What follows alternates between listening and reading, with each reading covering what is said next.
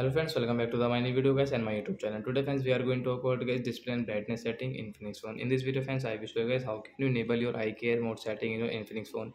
Guys you want to enable your eye care mode setting guys you can enable it, and guys now let's see how to enable eye care mode setting in our Infinix phone. In this video guys I will show you guys. So before starting video friends, first of all go and subscribe the channel and click the bell icon guys. So when first of all open your phone setting to enable guys your eye care mode setting, then guys scroll it. Friends you can see display and brightness setting guys, tap here.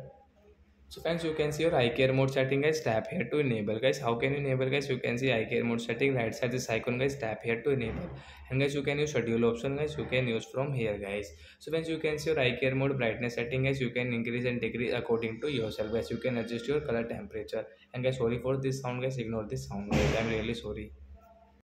So I hope friends you have understood how to enable eye care mode in our Infinix phone. So that's it guys, thanks for watching the video guys, we will meet on next video. Bye friends, thanks for watching the video.